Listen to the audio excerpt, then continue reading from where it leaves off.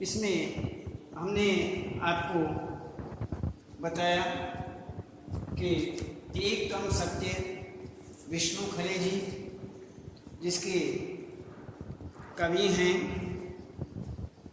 ये विष्णु खरे जी के विषय में हमने आपको ये इनका जीवन परिचय और अन्य कृतियाँ, काव्यगत विशेषताएं और एकम के संदर्भ, प्रसंग, संकेत आदि, व्याख्या आदि, इसके विषय में आपको बताया। उसके बाद सत्य में हमने आपको, जब हम सत्य को पुकारते हैं ये, और कभी दिखता है सत्य और कभी ओझल हो जाता है। इसमें इसी ही प्रकार से यदि हम किसी तरह युधिष्ठिर जैसा संकल्प पा जाते, यदि हम किसी तरह युधिष्ठिर जैसा संकल्प पा जाते हैं तो एक दिन पता नहीं क्या सोचकर रुक ही जाता है सत्य, लेकिन पलटकर सिर्फ खड़ा ही रहता है वह दृढ़ निश्चयी, अपनी नहीं और देखता, अपनी और देखती दृष्टि से हमारी आंखों में देखता हुआ अंतिम बार देखता सा लगता है वह हमें, और उसमें से उसी ही का हल्का सा प्रकाश जैसा आकार समा जाता है हम में। ये हमने आपको यहाँ तक बताया।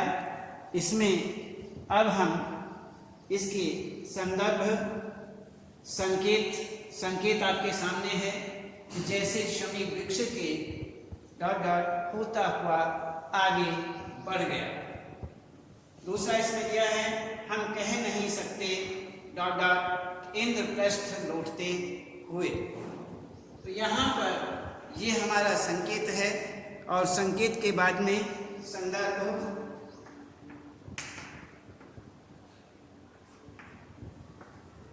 प्रसंग,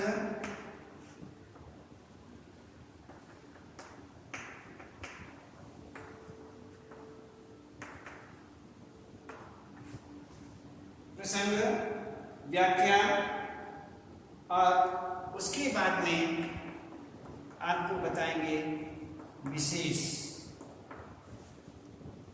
तो इसमें सबसे पहले हम देखते हैं जैसे शमी वृक्ष की। तो इसमें देखिए, जैसे शमी वृक्ष के तने से टिक कर न पहचानने में पहचानते हुए विदुर ने धर्मराज को निर्निमेष देखा था अंतिम बार, और उनमें से उनका आलोक धीरे धीरे आगे बढ़कर मिल गया था युधिष्ठिर में। सिर झुकाए निराश लौटते हैं हम कि सत्य अंत तक हमसे कुछ नहीं बोला। हाँ, हमने उसके आकार से निकलता वह प्रकाश पुंज देखा था, हम तक आता हुआ वह हम में विलीन हुआ या हमसे होता हुआ आगे बढ़ गया। यहाँ ये काव्यांश है। इस काव्यांश का संकेत आपको हमने बताया और संदर्भ भी आपको बताया। हर काव्यांश में संदर्भ लगभग वही है जो इसमें हमने बताया है। पहले काव्यांशों में बताया, उसमें थोड़ा केवल वहाँ एक कम, पाठ का नाम एक कम था, और इसमें पाठ का नाम सत्य है। कवि वही हैं और पाठ भी वही है, पुस्तक भी वही है। तो इस प्रकार से यहाँ पर जो का तुम। अब प्रसंग इसमें देखते हैं। इस काव्यांश में कवि विदुर के तेज का युधिष्ठिर में समाये जाने का वर्णन कर रहा है। तो कवि क्या कहते हैं कि युधिष्ठिर में समी, विदुर के तेज का युधिष्ठिर में समाये जाने का वर्णन, यही इसका प्रसंग है। तो महाभारत के प्रसंग के अनुसार युधिष्ठिर ने विदुर को समी वृक्ष के तने से, समी वृक्ष का जो तना है उस तने से टिका देखा था। शमी वृक्ष के तने से टिक करके खड़े हुए विदुर ने न पहचानने का बहाना करते हुए भी उन्हें पहचाना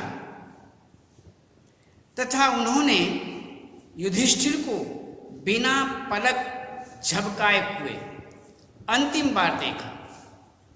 निर्निमेष, निर्निमेष का अर्थ ये होता है बिना पलक झपकाए, एक टकटकी लगा करके किसी को देखना। टकटकी लगा करके देखना निर्निमेष कहा जाता है, जिसमें पलकें जो हैं वो झुकाई नहीं जाती, पलकें बंद नहीं की जाती। तो निर्निमेष स्थिति में उन्होंने उन्हें देखा, तो निर्निमेष देखा था अंतिम बार। तो युधिष्ठिर को बिना पलक झपकाए हुए अंतिम बार देखा। उनकी दृष्टि से निकला हुआ प्रकाश धीरे धीरे आगे बढ़कर युधिष्ठिर में समा गया। उन्होंने युधिष्ठिर से कुछ बोला नहीं। सत्य का सामना क्षण भर के लिए करने के बाद भी सत्य हमसे कुछ बोलता नहीं है। जब अक्षण सत्य का सामना क्षण भर के लिए करने के बाद जब उसका सामना होता है तो सत्य हमसे कुछ बोलता नहीं है।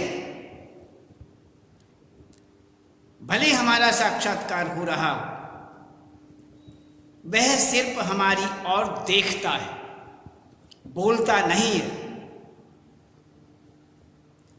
तो इससे निराशा होती है।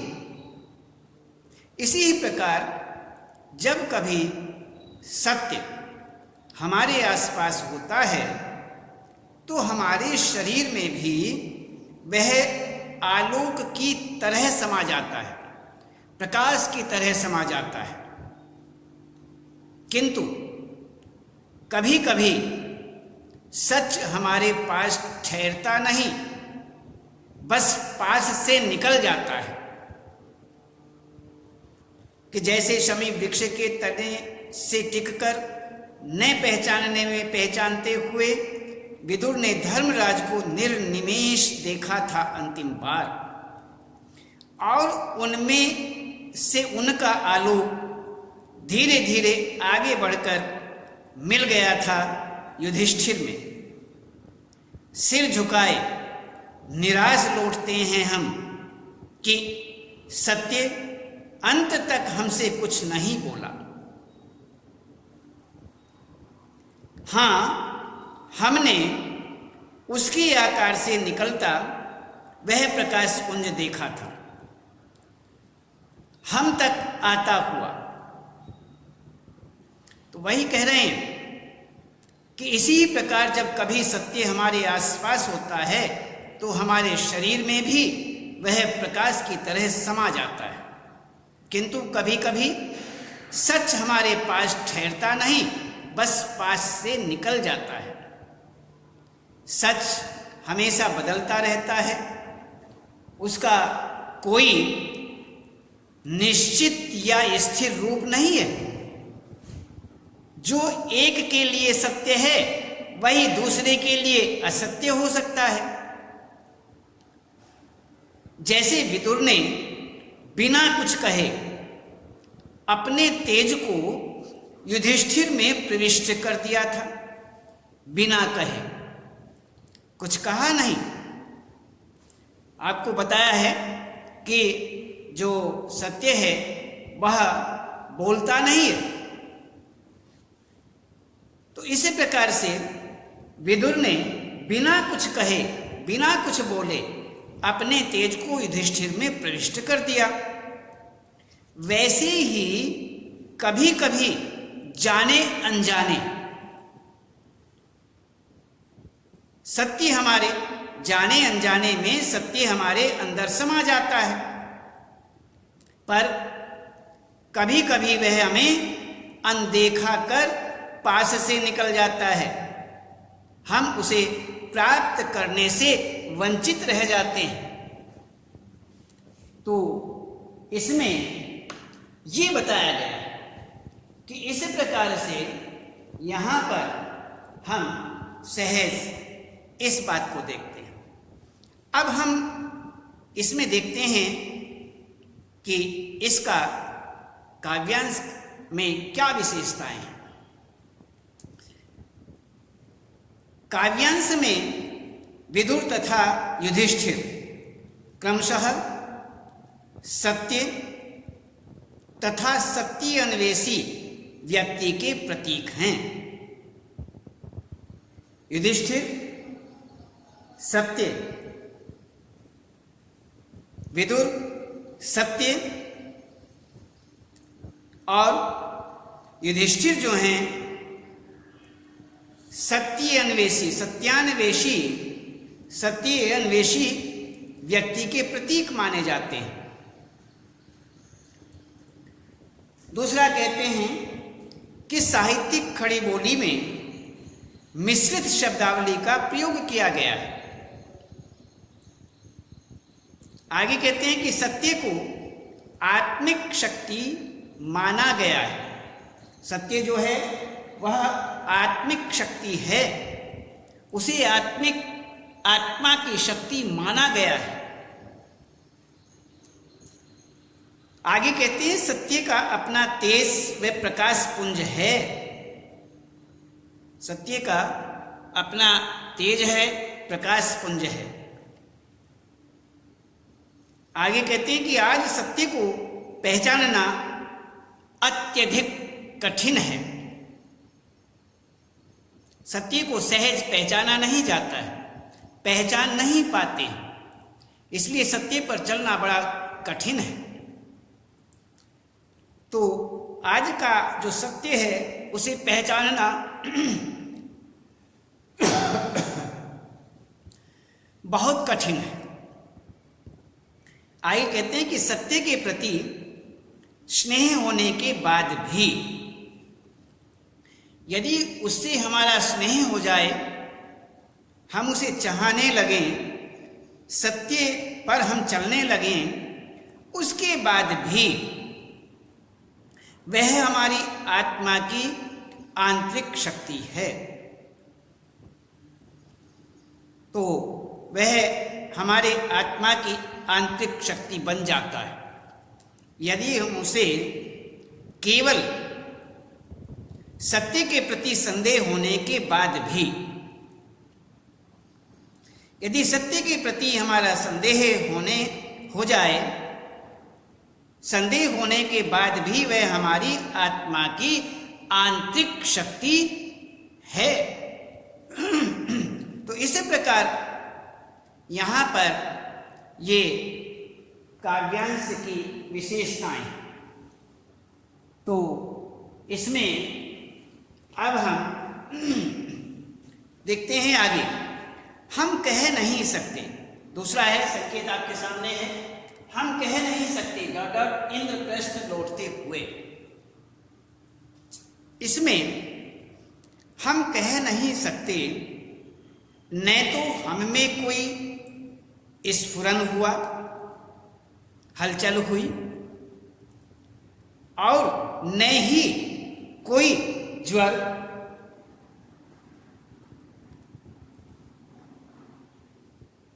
कोई न ज्वर, किंतु शेष सारे जीवन हम सोचते रह जाते हैं।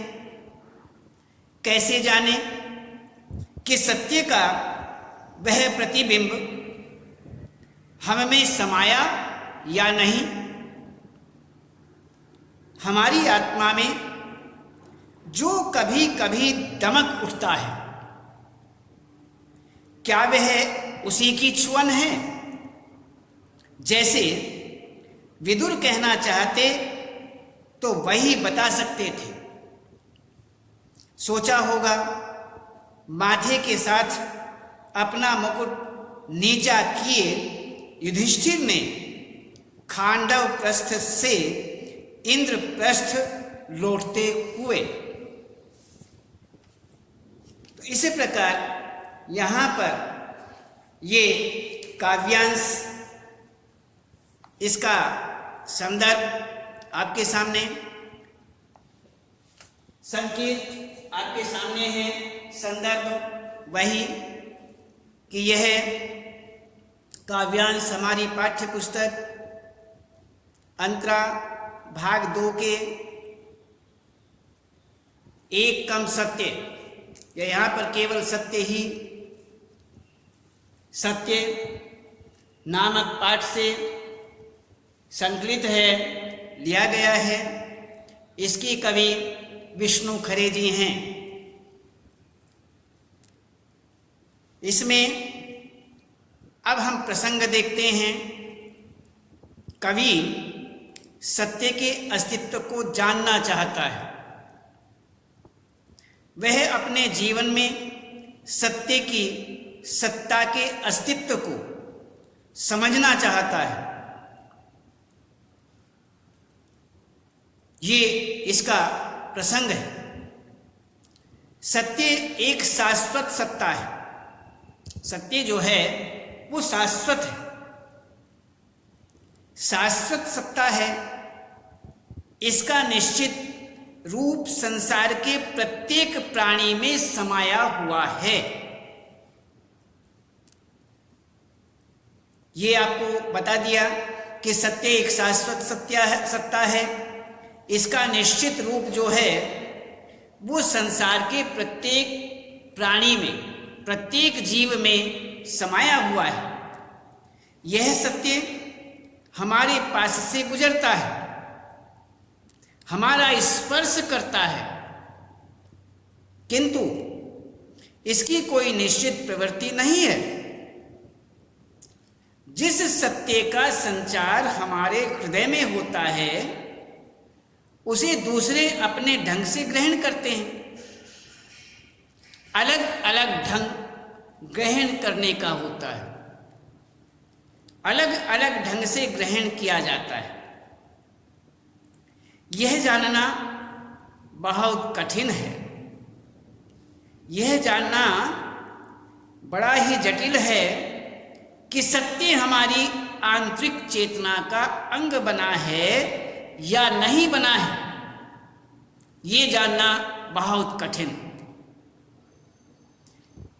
सत्य हमारी आंतरिक चेतना का अंग बना या नहीं बना, इसका निर्णय लेना बड़ा कठिन माना जाता है।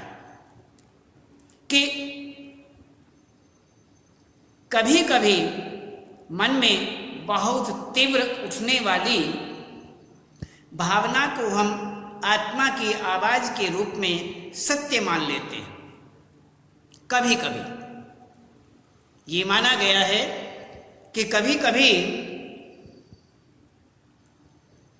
मन में बहुत तीव्र उठने वाली भावनाएं, बहुत सारी भावनाएं उठती हैं, दबती रहती हैं, उठती रहती हैं, उठती दबती रहती हैं। इसी प्रकार से जो बहुत तीव्र भावना होती है, जब वह हमारे मन में तीव्रता से पैदा होती है, उठती है, जगती है, वह भावना हम आत्मा की आवाज के रूप में मान लेते हैं। उसे आत्मा की आवाज के रूप में सत्य मान लेते हैं, सच्ची मान लेते हैं। कवि यहां कहते हैं कि इसमें कि हम कह नहीं सकते, न तो हम में कोई स्फुरण हुआ, न ही कोई ज्वर, किंतु शेष सारे जीवन हम सोचते रह जाते हैं। कैसे जाने कि सत्य का वह प्रतिबिंब हम में समाया या नहीं। हमारी आत्मा में जो कभी कभी दमक उठता है, क्या वह उसी की छुअन है जैसे विदुर कहना चाहते तो वही बता सकते थे। सोचा होगा माथे के साथ अपना मुकुट नीचा किए युधिष्ठिर ने खांडव प्रस्थ से इंद्रप्रस्थ लौटते हुए। तो यहां पर कवि जो हैं वो ये कहना चाहते हैं, कहते हैं कि विदुर युधिष्ठिर की पुकार पर कुछ कह सकते थे। युधिष्ठिर ने जब उन्हें पुकारा उस समय विदुर कह सकते थे, कुछ कह सकते थे। युधिष्ठिर ने जो विदुर से जानना चाहा वह विदुर के बिना कहे ही युधिष्ठिर की आत्मा का अंग बन गया था। वन भूमि, वन भूमि खांडव प्रस्थ से राजधानी अर्थात इंद्रप्रस्थ की ओर लौटते हुए युधिष्ठिर ने सिर झुकाकर विचार किया होगा। कहते हैं कि खांडव वन भूमि से, खांडव प्रस्थ से राजधानी इंद्रप्रस्थ की ओर लौटते हुए युधिष्ठिर ने सिर झुका करके विचार किया होगा कि यदि विदुर कहना चाहते तो बोलकर बता सकते थे। आज के युग में मनुष्य की द्वंद्वात्मकता उसे स्थिर नहीं कर पाती, वह सत्य को समझ नहीं पाता। यह है कि द्वंद्वता इस प्रकार की है कि वह उसकी द्वंद्वता को, द्वंद्वात्मकता को समझ नहीं पाता है, उसके कारण स्थिर नहीं कर पाता है कि वह सत्य को समझ नहीं पाता, वह निश्चित नहीं कर पाता है कि यह सत्य है। इस प्रकार से हम यहां पर ये बताते हैं कि इसमें हम कह नहीं सकते, न तो हम में कोई स्फुरण हुआ न ही कोई ज्वर, किंतु शेष सारे जीवन हम सोचते रह जाते हैं कैसे जाने कि सत्य का वह प्रतिबिंब हमें समाया या नहीं। हमारी आत्मा में जो कभी कभी दमक उठता है, क्या वह उसी की छुअन है? जैसे विदुर कहना चाहते तो वही बता सकते थे। सोचा होगा माथे के साथ अपना मुकुट नीचा किए युधिष्ठिर ने खांडव प्रस्थ से इंद्रप्रस्थ लौटते हुए। तो इस प्रकार से यहाँ पर ये व्याख्या हुई, संकेत, संदर्भ, प्रसंग और व्याख्या। अब हम इस काव्यांश की विशेषताएं देखते हैं। इसमें विदुर तथा युधिष्ठिर के पौराणिक प्रतीकों के माध्यम से आधुनिक युग में सत्य की भूमिका को प्रकाशित किया गया है। विदुर और युधिष्ठिर के पौराणिक जो प्रतीक हैं उनके माध्यम से आधुनिक युग में, इस युग में सत्य की भूमिका को प्रकाशित किया गया है। आगे कहते हैं संस्कृत की तत्सम शब्दावली से युक्त भाषा है। संस्कृत की तत्सम शब्दावली जो है इसमें उससे युक्त भाषा का प्रयोग किया गया है। आगे कहते हैं आज के मानव के सामने सत्य को पहचानने की समस्या है। आज का जो मानव है उसके सामने सबसे बड़ी समस्या यह है कि वो सत्य को पहचान नहीं पाता है। आगे कहते हैं एक व्यक्ति का सत्य दूसरे का सत्य नहीं बन पा रहा है। एक व्यक्ति का यदि सत्य है वह दूसरे व्यक्ति का भी सत्य हो, ऐसा नहीं है, ये नहीं हो रहा है। हालात के बदले से, आगे कहते हैं हालात के बदलने से और मानवीय संबंधों में हो रहे निरंतर परिवर्तनों से सत्य की पहचान नहीं हो पा रही है। इसमें हालात बदलते जा रहे हैं।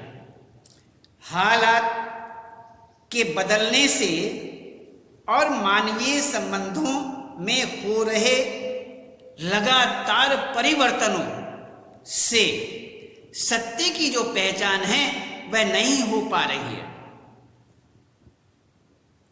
आगे कहते हैं, किसी वस्तु, स्थिति, पात्र और घटनाओं के साथ सत्य अपना रूप बदलता रहता है। ये निश्चित है कि वह अपना रूप बदलता रहता है। किसी वस्तु, स्थिति, पात्र और घटनाओं के साथ सत्य जो है वह अपना रूप परिवर्तित करता रहता है। आगे कहते हैं कि सत्य का कोई स्थिर रूप, आकार या पहचान नहीं है। सत्य का कोई निश्चित रूप हो, पहचान हो, उसका रूप हो, उसकी पहचान हो, आकार हो, ऐसा नहीं है। इसलिए यहाँ पर कहते हैं कि सत्य का कोई स्थिर रूप नहीं है, आकार नहीं है, पहचान नहीं है। इसलिए इस प्रकार से यहाँ पर ये हमारे सामने ये विशेष हुआ, काव्यांश का विशेष। तो इसमें हमने आपको इस प्रकार से ये इस पाठ में विष्णु खरे के पाठ में एक कम सत्य जो कि विष्णु खरे जी का लिखा हुआ है, इसमें आपको संकेत, संदर्भ, पहले सबसे पहले वैसे विष्णु खरे जी की कृतियों के विषय में, जीवन के विषय में और अन्य इनके काव्यगत विशेषताओं के विषय में आपको बताया। और उसके बाद एक कम काव्यांश के विषय में संकेत, संदर्भ, प्रसंग सहित व्याख्या बताई और इसमें ही काव्यांश की विशेषताओं के विषय में भी आपको अवगत कराया। तो इस प्रकार यहाँ पर उसके बाद सत्य, काव्यांशों की संकेत, संदर्भ, प्रसंग और काव्यांश की विशेषताओं के सहित आपको इसमें व्याख्या का रूप दिया गया।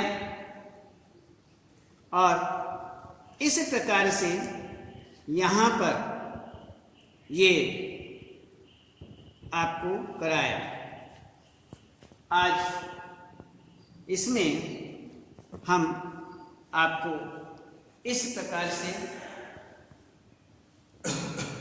तो अब आप इसको भली प्रकार से पूरा करेंगे।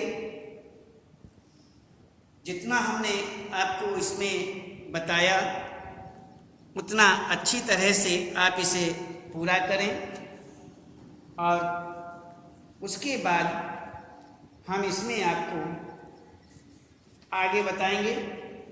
इसके जितने भी विशेष प्रसंग आदि या अन्य प्रश्नोत्तर आदि हैं, उन प्रश्नोत्तरों के आधार पर, इस आधार पर जो भी प्रश्न बनते हैं, जो भी आपको मिलते हैं, पहले परीक्षाओं के प्रश्न हैं या अन्य हैं, इधर उधर जहाँ तहाँ से भी प्राप्त होते हैं, उन्हें दोहराने का प्रयास करें। इस प्रकार से आप इनसे किसी भी तरह से वंचित न रहें, अलग न रहें, इन्हें पूरा करें। और अब केवल आज इतना ही। इसके बाद हम आपको और कल